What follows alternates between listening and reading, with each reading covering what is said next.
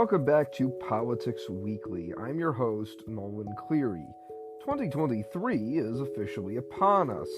This year is a big one for our show as it marks the 5-year anniversary of Politics Weekly. Let's take a look back at some of the biggest news stories of the past year. In 2022, Russia attacked Ukraine, sparking a global response from the rest of the world.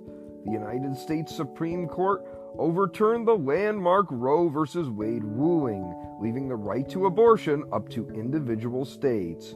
Former President Donald Trump's Mar-a-Lago home was raided by the FBI. Despite rumors of a red wave, Republicans saw mixed results in this year's past midterm election cycle, narrowly gaining a majority in the United States House of Representatives, but failing to take back the U.S. Senate.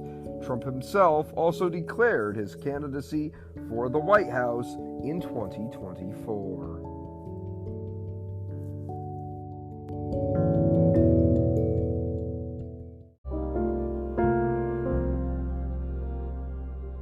"2022 also saw some high-profile political deaths. Madeleine Albright, the former U.S. Secretary of State, died. Albright served under former President Bill Clinton and was the first woman in that position. Orrin Hatch, the longtime Utah senator, also died. In addition to being a longtime senator, Hatch also served as the President pro temp of the United States Senate, making him fourth in line to the presidency. Hatch himself also launched an unsuccessful campaign for the White House in 2000.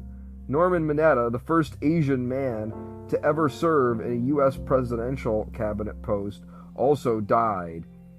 Mineta served under Bill Clinton, a Democratic president, and former President George W. Bush, a Republican. In addition to serving in multiple cabinet roles, Mineta also served as a congressman from California and the former mayor of San Jose, California. Democratic donor Mark Shields also died, as did former President Donald Trump's ex-wife, Ivana Trump. Indiana Congresswoman Jackie Warliski was killed as a congresswoman before she could be reelected. Ken Starr, famous for publishing the Starr Report that led to the impeachment of former President Bill Clinton, also died. Ash Carter, the former Secretary of Defense under former President Barack Obama, died as well. Virginia Congressman Don McEachin died after a long battle with cancer. McEachin died just after being reelected.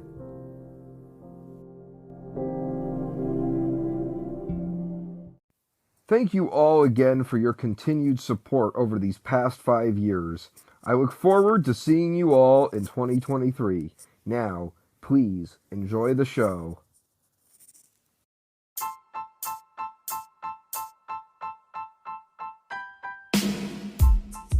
Hey everyone, welcome to Politics Weekly. Politics Weekly is a weekly nonpartisan podcast featuring some of the biggest names in politics and portraying some of the biggest political stories of the week through both left and right-leaning lenses. Hosted by award-winning journalist Nolan Cleary, the former editor-in-chief of the Hudsonian newspaper, Politics Weekly has been listened to by over 15,000 people worldwide. The views expressed by guests on our show are not necessarily the views expressed by the host, Nolan Cleary. All right, everyone, welcome back to Politics Weekly. This is the first episode of 2023, the first episode of our 6th season. Thank you again, all, for joining me. Today I have a very special guest, Chad. He is from the last Gay Conservative podcast. And he joins me today. Thank you, Chad, for joining me. It's super excited to be here. I love your podcast. I love what you're doing. So, well, thank you so much. Thank you so much.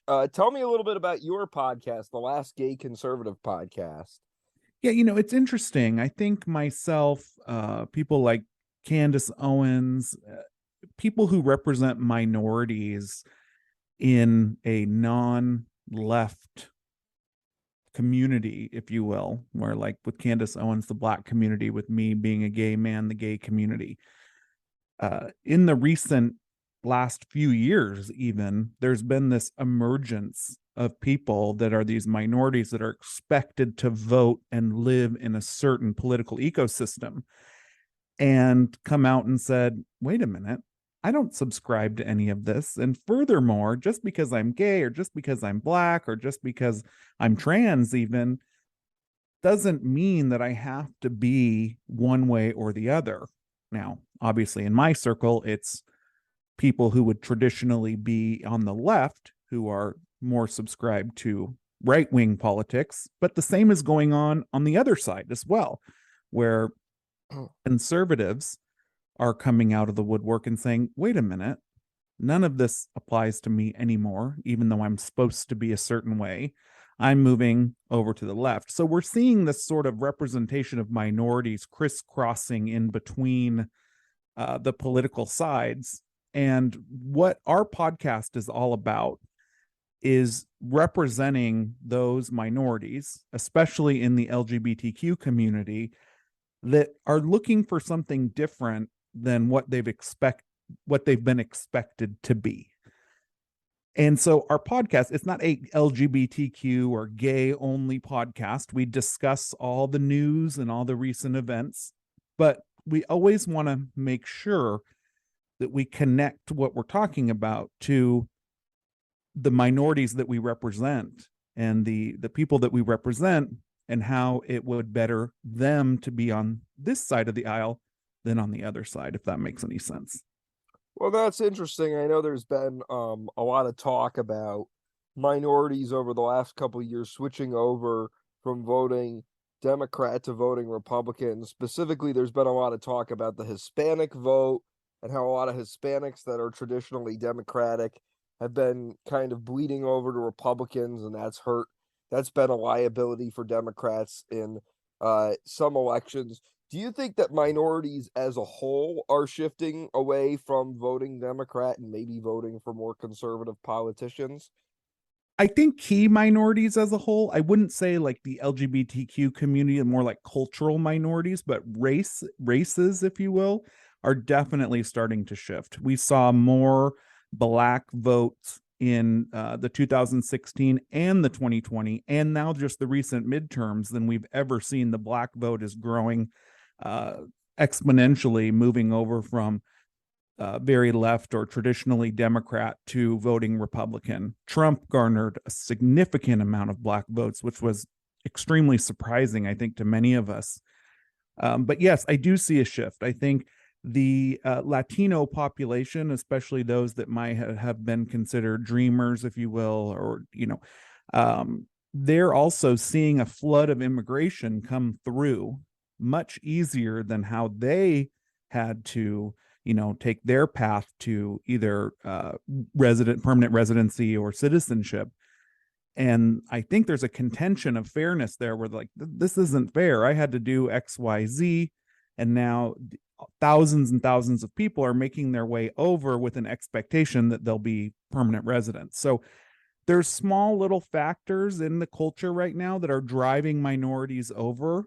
Do I think it's enough to make a significant difference in the electorate, especially for Republicans? No, I don't think it's going to be a make or break situation. I think it will be strong, but I think we still need to focus on our core, and not hold this sort of shift of minorities to the right as our saving grace, if you will.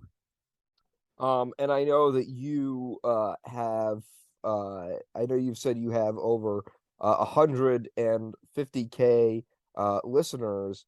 How did you get your podcast started, and how did you kind of build it up over time? Yeah, so we started in February. We're just coming on our year.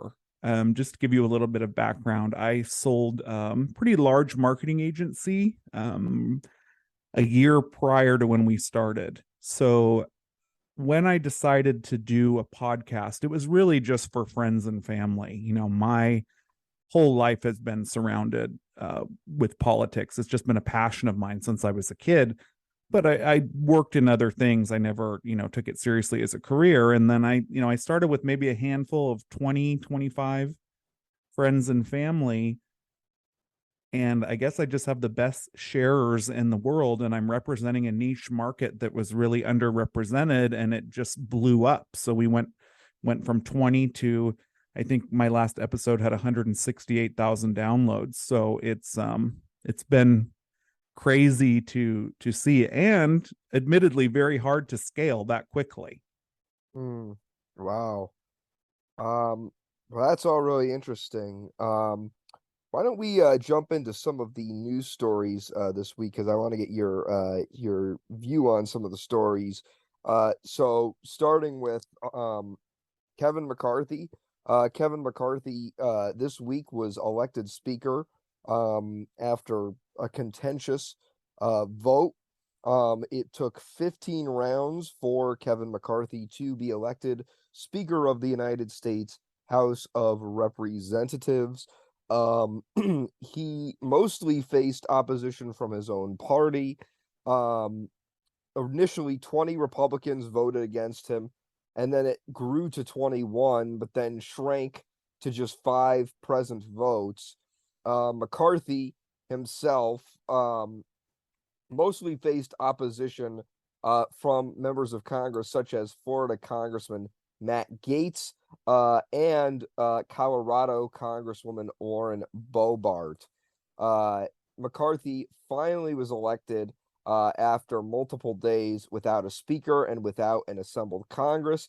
This is the most rounds that any speaker has gone, that any person has gone without being elected speaker in 100 years, since 1923. Most of the members of Congress that voted against McCarthy as speaker that were Republican cited a number of factors, such as McCarthy being unwilling to introduce a bill on term limits, and McCarthy not giving them a no confidence vote initially, though he did offer a no confidence vote if 5 members were able to trigger it. McCarthy ultimately made many of the concessions that the holdouts were asking for and gained votes. Finally, last Saturday, he was elected Speaker of the United States House of Representatives just after midnight. Also, Hakeem Jeffries on the Democratic side has become the House Minority Leader for the Democratic Party. He is the first Black man to ever serve as the number one, as the leader of either major party conference. McCarthy, obviously, Republicans gained back the United States House of Representatives in November. However, they currently only hold a narrow 5-seat majority. What are your thoughts on Kevin McCarthy being elected Speaker of the House? Yeah, so I take kind of a different approach. I am heavily involved in the Convention of States Action, which is a group basically, and we're working to create or have a convention of states using Article 5 in the Constitution. So I take a very different look at democracy. I believe that it's supposed to be difficult, and these debates and fights and contentious discussions are all what our founders intended. And that is how you really get the best decisions for the people. So as everyone was freaking out going, these people just need to concede, it makes Republicans look ridiculous. And, I look at it and I say, look, you've got 20 people that are part of the Freedom Caucus that have serious concerns that we're going to go into another Congress with all of these promises. And then the middle of the road Republicans will sink all of those things once they're in power. So they put their heels in the sand and they fought for their constituents, what they felt their constituents would want them to fight for. And it was actually a beautiful thing to me, as chaotic as it may have seemed on the outside. It was really a beautiful thing to watch this all come together, using democracy as it was intended to be used. Having someone who's the third person in command of this country, should the vice president and president be unable to do their job, should be a serious, long, massive voting process. In the last, as you said, 100 years, there has been some contention, but to your point, it's really been more of a popularity contest, hasn't it? Where people like Nancy Pelosi have adoring fans that just vote them in and they blink and all of a sudden they're Speaker of the House without any challenges. And I would think that 100% of constituents on the Democratic side don't probably want to, didn't want to elect Nancy Pelosi, but because she's popular on the Hill, she doesn't have any pushback. So I think it was a good thing. I'm still very unsure about McCarthy. I think he's a good person, and I think he's a great representative. I think he did an okay job as the whip. My fear, though, is, and as we've seen 100 times now since 2016, is that now that we're aligned and now that he's been elected, my biggest fear is that he won't follow through with some of the concessions that he made, and they were concessions mainly just to get votes. And I think that's a fair sort of hesitation. The other thing that I think about the Kevin McCarthy election to Speaker is, Byron Donalds, who's a representative from Florida, came out, he was on Fox News, and he broke down exactly what Kevin McCarthy promised him for his vote. I think every single member of the Republican Party who flipped for a reason should come out and outline exactly what the quid pro quo was for their vote to flip to McCarthy. So there's a lot of interesting things going on. There's promises being made, there's backdoor deals, there's the Freedom Caucus that has a lot of fear, and all of that was kind of a powder keg that exploded. But somehow, and I think a lot of this came back to his experience as the whip, McCarthy was able to flip those people.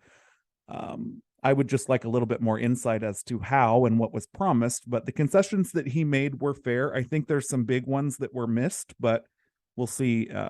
We'll see how it goes. All right. Well, let's move on to the other story. So now that McCarthy has been elected Speaker, every member of Congress that was elected in the 2022 cycle, or rather, every United States House of Representatives member has finally been able to be sworn in. That was something that was not permitted until a speaker was chosen. But now that they have been sworn in, there is one controversial member of Congress that has also been sworn in. George Santos is a Republican New York congressman who was recently elected in the Long Island area. He flipped a seat from blue to red.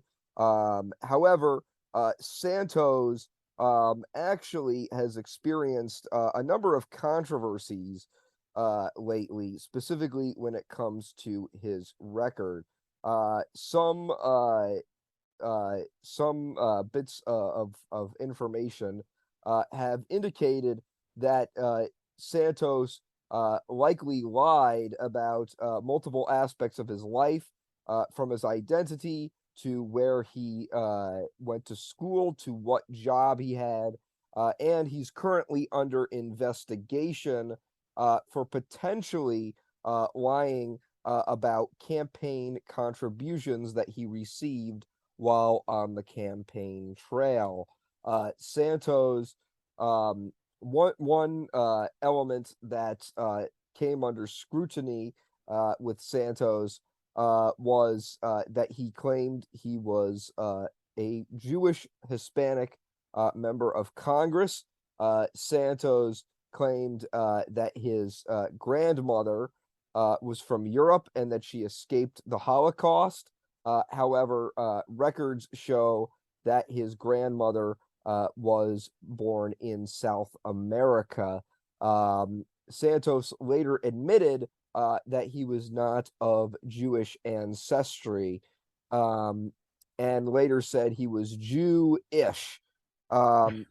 Many people called for Santos to not be sworn in. However, he was sworn in ultimately, which has now prompted already calls for him to resign.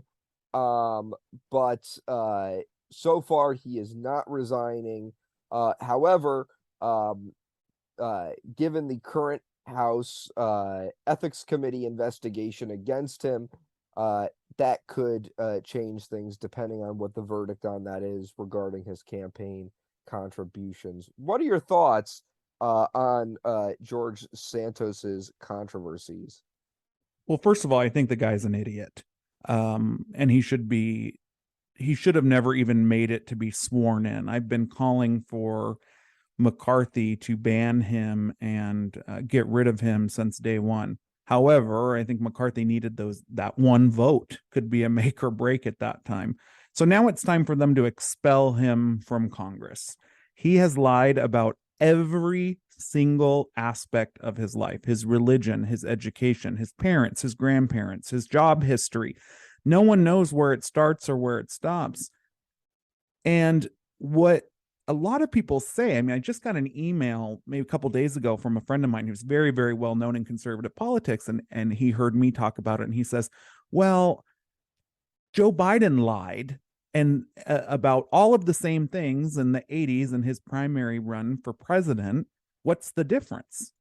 Well, there is no difference. However, Joe Biden's lied and gotten to where he is, and it's a lot more difficult now, and it would be almost impossible now to tie the two things together. I think it's become irrelevant. Here we have a relevant congressman who flipped a Democratic seat and made up all these stories thinking it would help him get elected, when really none of that stuff matters anymore.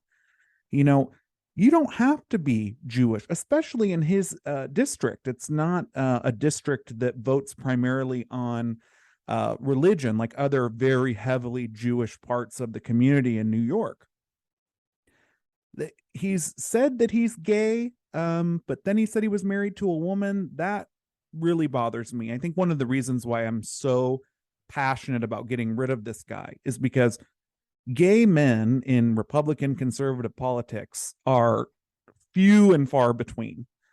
And so when you represent that small community like I do, like he would, the pressure is on you to be a great example of how a traditionally non-Republican group, very left group of people in the LGBTQ community, when you have breakoffs, all the pressure is on you to be a strong representative. So I think he used his, whether or not he's gay or not, that's still up in the air, but he used that as well, which really bothers me. But a bigger point I think everyone's missing here is that he's lying for his own gain. And it's based on his own inferiority complexes about how much money he has, who his parents are, whatever. He's just a sociopathic liar, because if you look at the same state and in the same very metro area, you've got AOC, who was a bartender. So I don't think voters anymore look so much for that Ivy League type resume. They're more interested in I guess the word would be the vibe or the feeling that they get and the personality, and making sure these people are walking the streets, knocking on their doors, and feel connected to the community. So for him to lie about college and working at Goldman Sachs, that's all just his own insanity. And I don't think made a difference of him would have made a difference with him getting elected or not. And so when you look at it like that, and you see that this person is just clearly broken morally and has no ethics, that's scary.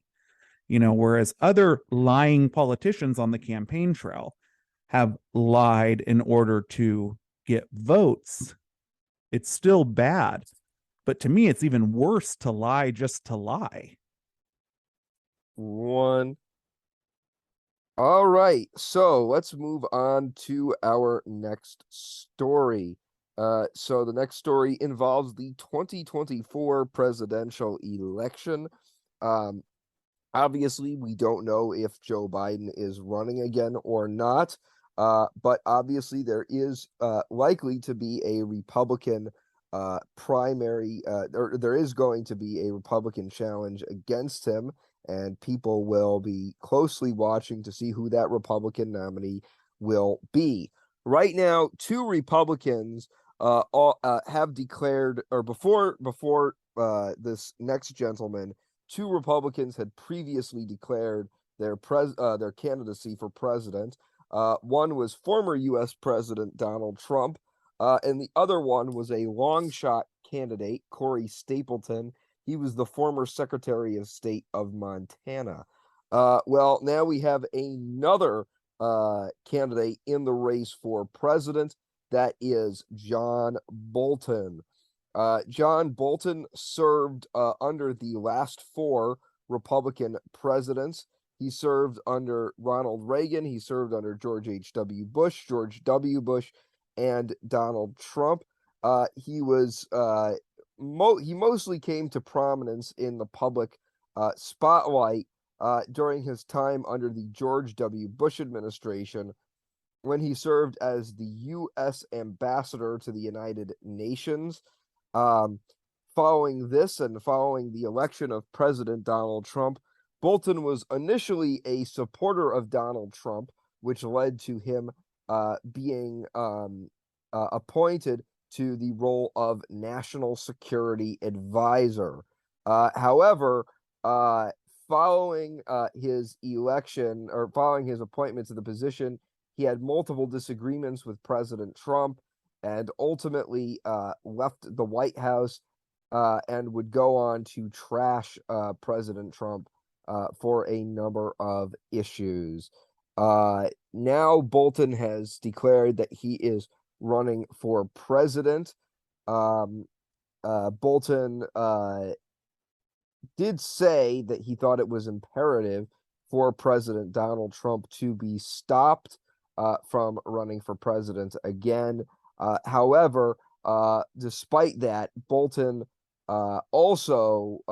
despite Bolton saying that, he did also add that his run was not just an attempt to try and stop Donald Trump from being the Republican nominee again, but also that he was in the race. According to him, he was in the race to ultimately win the election. What are your thoughts on John Bolton entering the race for president?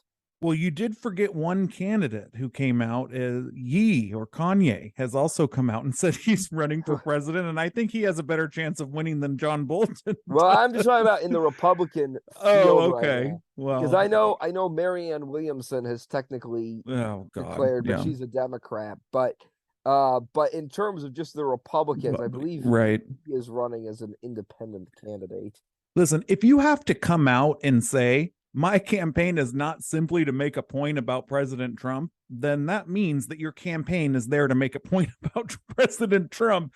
If your campaign is serious and you launch a strong campaign with strong fundraising efforts, and you're the election predictor, so you know more than I do when it comes to this, but I would say you wouldn't need to add any of that if you came out of the gate strong. Bolton represents everything that Trumpers hate. He's been an establishment Republican from the time he worked with Ronald Reagan all the way through his time with George W. Bush. And he goes to work for Trump And Trump isn't a George W. Bush. Trump's, he's not that. He's not an establishment Republican. And so John Bolton, who's used to being the top dog, can't take a back seat to Donald Trump. So rather than do things intellectually and present a valid argument, he's just gone on the trash train. And I think what we're seeing, and we saw this a lot in the midterms, is that candidates who ran a campaign merely trashing another candidate did not do so well with Americans. I think Americans are kind of tired of the continual he said, she said, battle online, just constant chaos. And they're actually looking for a little bit more, um, I don't know the word that I'm thinking of, but they're looking for a little bit of a more calm approach to politics, especially as we go into 2024. The other thing is that traditionally, politicians who have come out against Trump don't fare well or very long, because Trump does have a die-hard fan base that will, or voter base that will do anything to make sure that he gets elected. And so I think he's got two things against him. One, everyone knows him as just a mudslinger against Trump, and the Trump army, if you will block his bid. And then the other thing he has against him is that he's not a serious candidate. No one sees him as serious because, they're used to seeing him on The View, things like that, mudslinging against Trump. So he's not going to do well. I don't think he'll do well at all. He's very hated amongst Trump Republicans, even more middle of the road Republicans. He's really done himself a disservice with his outlandish behavior. And I don't think that he has a chance to win. And I think a lot of these early pop-ups that you're seeing right now are more press moves than they are legitimate campaigns. I mean, even Trump's campaign so far has been pretty unremarkable. So when you look at that whole setup and you have someone like John Bolton or Kanye or whatever, these people that just come out of the woodwork, I don't think they should be taken seriously. And just to drive my point home, if you have to come out and say you're not running to make a point about a former president, and you have to say that so the masses understand that, then more than likely you're actually doing that. Gotcha. So let's move on to the next topic. Political observers are already looking to 2024, as we talked about in our last story, but they're not just looking at the presidential election, which is considered the biggest contest, but they're also looking at some down ballot elections. The California Senate election is expected to be highly watched. While it is a Democratic state and most political observers at the current moment do not expect Republicans to flip a U.S. Senate seat in California, there have been some talks about whether the incumbent Congresswoman Dianne Feinstein could run for re-election. Feinstein is 89 years old and has been in the position of a U.S. Senator since 1992. Because of this, there's been a lot of pressure for Feinstein to step down and retire in 2024. It is unknown whether Feinstein will retire yet. It should be noted that she has filed paperwork to run again, which many people took as a sign that she was running. But Feinstein's campaign pushed back against this, saying that even though she was filing, did not mean she had made a decision just yet. Feinstein has claimed that she will make a statement and her campaign will announce whether she is running in 2023. There have been a lot of rumors about candidates that could run to replace her. from Barbara Lee, the congresswoman from California, who would be the first black woman to become a U.S. senator if elected, to Adam Schiff, who gained a lot of traction as the chair of the House Intelligence Committee under the presidency of Donald Trump. He was a staunch critic of President Donald Trump and gained a lot of traction for that. But we now have one Democrat that has officially declared her candidacy. Katie Porter is a congresswoman that represents a swing district in Orange County. She is known to be a pretty progressive voice in the Democratic Party, despite the fact that she is in a purple swing district. Porter narrowly survived her reelection bid to the United States House of Representatives this year, and has officially announced that she will be running regardless of whether Feinstein chooses to run or not. It's important for our listeners to know that in California, there are no party primaries. There is only a single primary where all the candidates get on the ballot and the top two advance to the general election. Those top two could be two Republicans or two Democrats. It doesn't matter which ones. So you could end up with a scenario where there's a Republican and a Democrat on the ballot running against each other.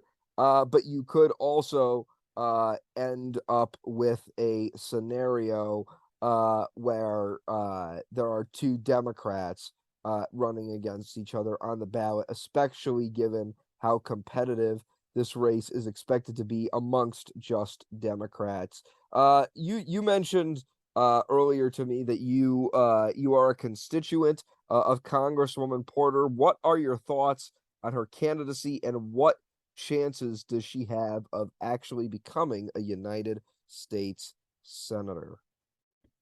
I do. She's my congresswoman. I can't believe it. Where I live is a relatively conservative part of California. As you mentioned, it's a swing, but that swing is very new. It's been traditionally little red dots where I am. And it's amazing to me that someone who is so active in the progressive caucus, which has essentially defined themselves as democratic socialists, could be so electable, I guess, in Orange County. She's all talk, no substance. She just put her bid in. We've known for many years, for a long time, that her sights are set on Senate or VP or some state or national position, a governorship. She's widely unpopular with most people that I talk to, and I don't have, stats in front of me, but most people, when they kind of get a better understanding of who she is, just as a person, she's not polished. She doesn't have a senator sort of air about her.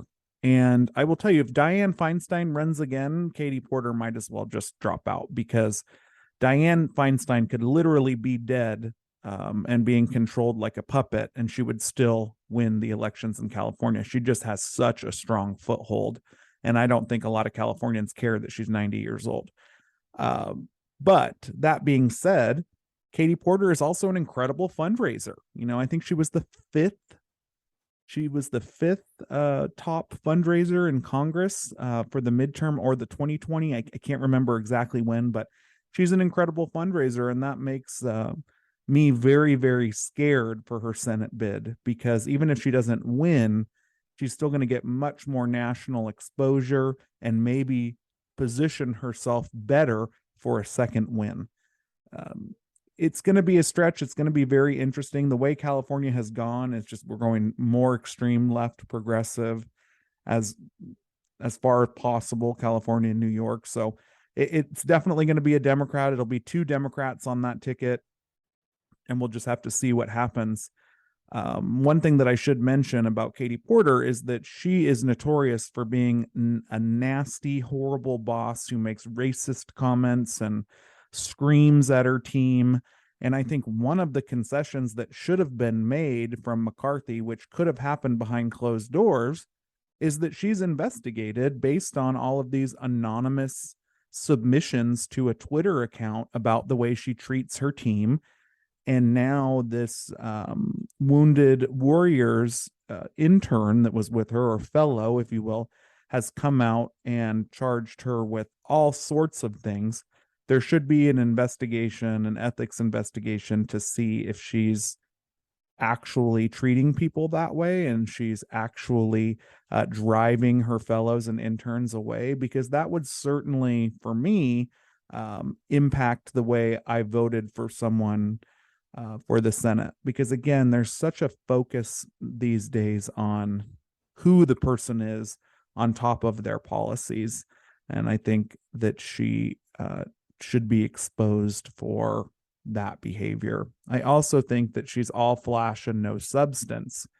She's really made a name for herself by making nasty comments and questions on her committee seats. For example, one big one that really people were raving about was she had the president of Equifax testifying around the leak of massive amounts of personal information. And her question to the man was, can I have your social security number to put on all over the public, put all over American public so they can have yours the same way you lost all of theirs? And it's like, what did that add to a conversation about data protections that need to happen from Congress all the way down to small businesses? It doesn't.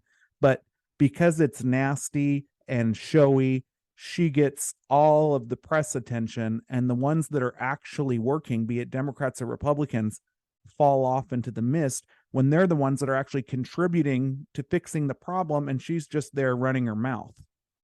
As you can tell, I really don't like her. Well, let's move on to the next story.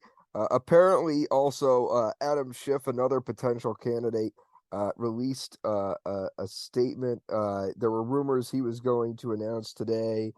He has said, quote, "You do not announce a campaign in the middle of a natural disaster." So that could have been a slight dig at Porter, but we'll just have to see. But let's move on. On the issue of Senate campaigns, the Senate is something that Republicans are hoping to gain in 2024. Obviously, they failed to pick it up in 2022. But Republicans are hoping that the map is much better for them in 2 years. This is because Republicans, or Democrats rather, are defending seats in multiple states that Donald Trump carried in 2020. West Virginia, the state that Donald Trump won by over 40 points, Joe Manchin is up for re-election there. That's considered a prime target for Republicans. Montana, a state Trump won by 20. Republicans are hoping to unseat John Tester. Ohio, Trump won that by 9. They're hoping to take down Sherrod Brown. But recently, another target opened up in the state of Michigan.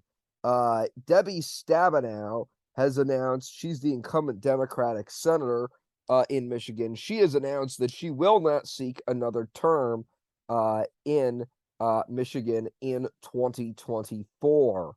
This opens up the seat to potentially being competitive in 2024. Obviously, Michigan is a swing state. Joe Biden won it by just 3% in 2024, and now it's expected to be an even bigger target for Republicans now that this race has officially opened up. A couple candidates that are thinking about running on the Democratic side. Lieutenant Governor Garland Gilchrist, a Democrat, is thinking about running, as are some other candidates. Dana Nessel, the Attorney General of Michigan, is weighing a run, as are a few congresswomen, including Eliza Slotkin and Haley Stevens. Um, and on the Republican side, there are some candidates that are rumored to run, including John James, a congressman. James previously ran for the Senate seat in 2018. He was also the Republican nominee for Senate in 2020. He narrowly lost both times before becoming a U.S. House member. Other candidates rumored to run: James Craig, the former chief of the Detroit Police Department, Tudor Dixon, and a few others. Peter Meyer is rumored to run. Many Republicans view this as a potential upset. Do you think Republicans have the potential to win this seat? I think all eyes are on the House right now, and I think what Kevin McCarthy does and House GOP Congress people do is really going to give the voters a sense of how much of the issues are they at least trying to attack. I think 2024 is huge for Republicans. I think there's 7 open Senate seats and 13 open House seats. Again, I'm just off the top of my head, you would know better than I do, but it's something like that. And there's a huge opportunity to flip the Senate and gain a lot more majority in the House. But it's all going to be determined on what this House can get done in gridlock, and if they can pass anything through. I think Manchin's in some real trouble unless he flips to a different party or makes some serious blocks of some of the more progressive, especially as it comes to the energy market, to be able to retain his seat. But he's in big trouble since his anti-inflation bill. Michigan's going to be interesting. I don't think there's a front runner there. I think that the GOP needs to think long and hard about how they run that Senate race in Michigan, because an extreme MAGA Republican candidate is not going to be able to flip the Democrat voters that you're going to need in order to win. Trump flipped several blue counties to red that have flipped back to blue.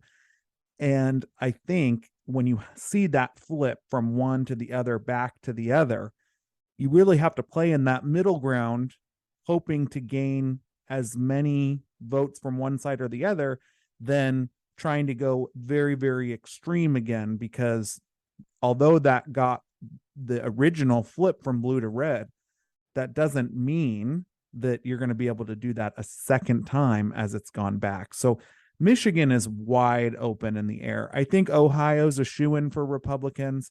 J.D. Vance, one of my favorite politicians of all time. I absolutely love him. Destroyed his election, did so well in Ohio, and I think the people of Ohio are ready for another strong Republican candidate. And other than that, those other seats are really going to be, they're really going to be up in the air. But if we can pull it off on the Republican side, and grab at least 10 of the 13 House seats and, at least 5 of the 7 Senate seats, we'll be looking really, really good. All right. Well, let's move on to the next story. Diamond of the group Diamond and Silk has officially died. She's been declared dead. Diamond and Silk are a group of Trump supporters that have, for a number of years, gained a lot of traction on social media. They've talked about their experience as African American women being Trump supporters, and they've made a number of videos that went viral. Well, one of the two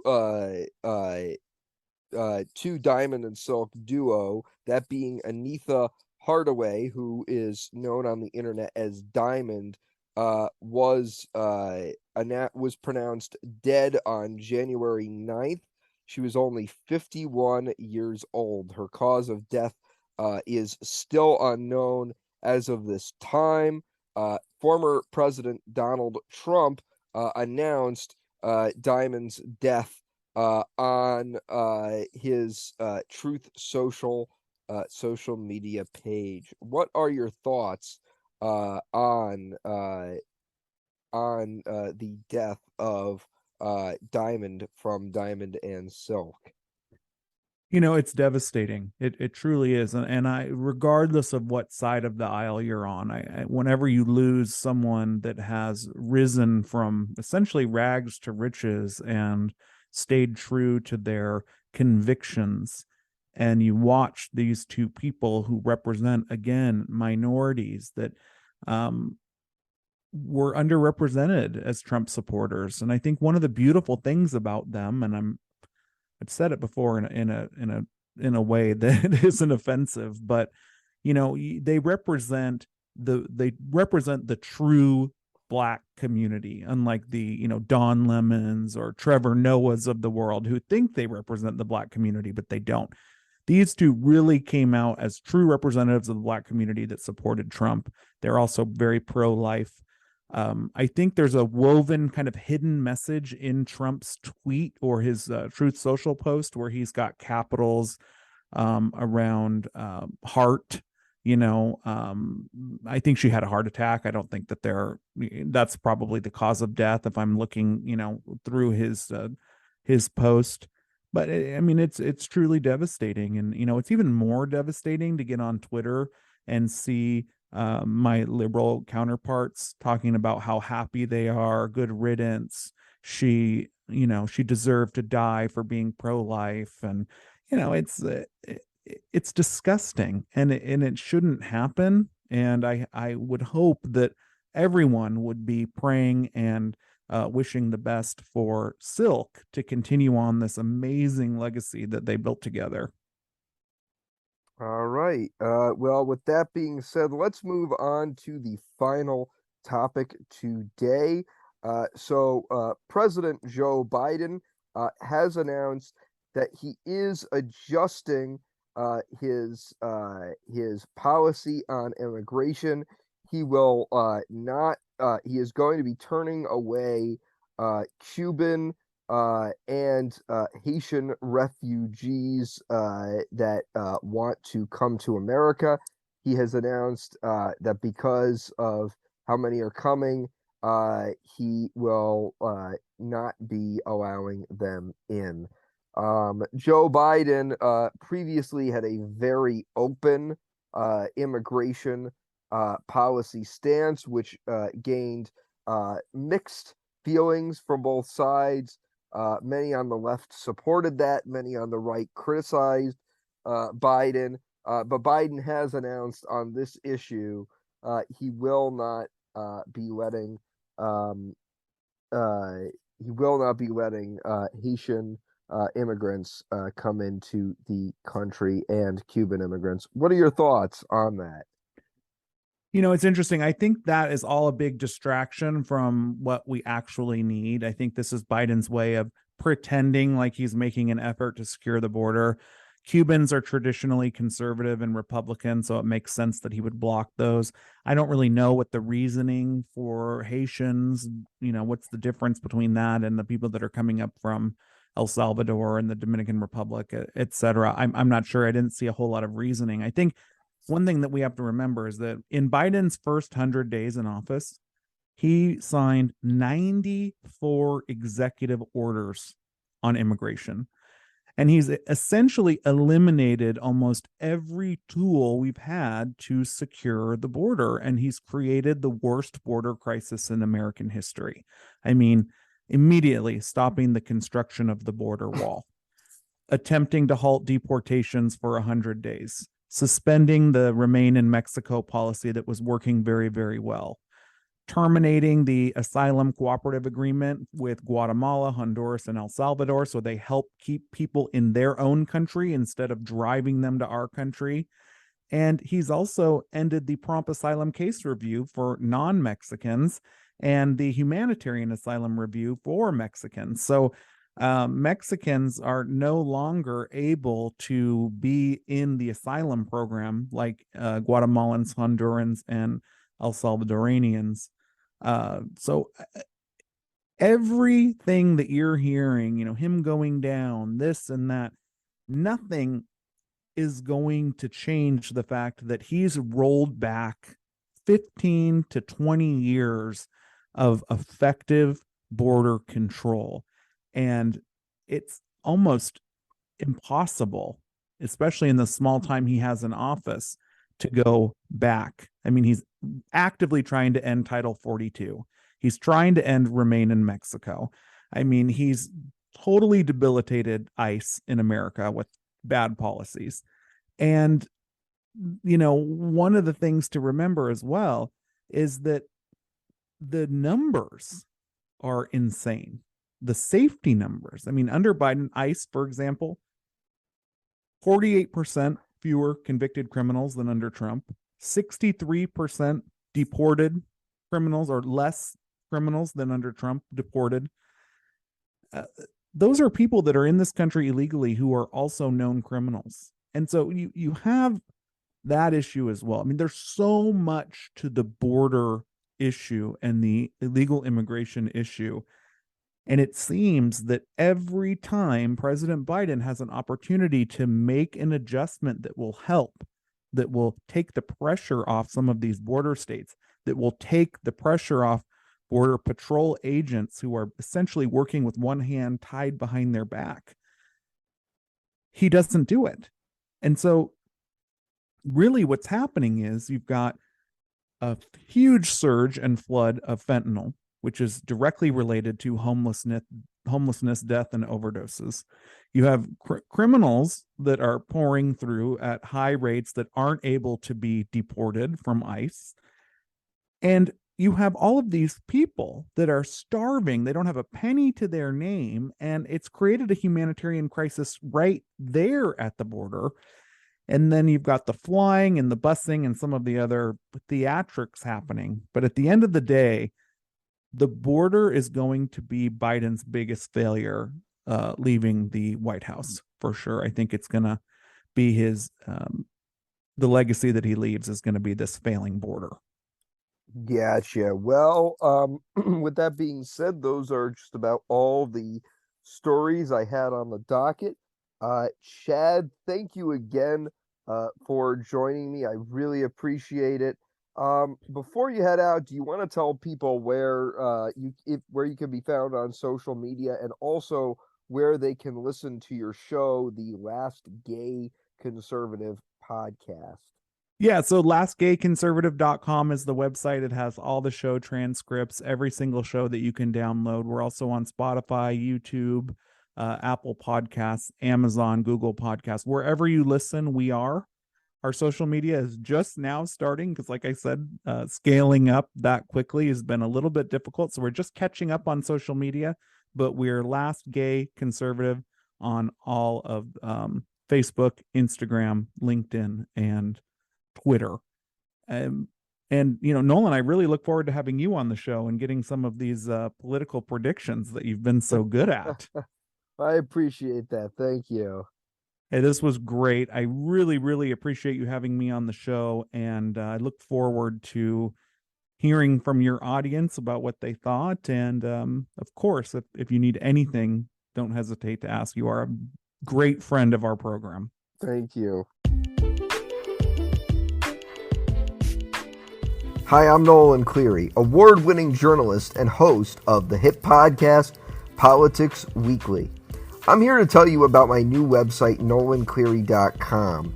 It's full of political analyses, a link to my podcast, and predictions for upcoming elections. If you want to know everything there is to know about upcoming elections, go to NolanCleary.com right now.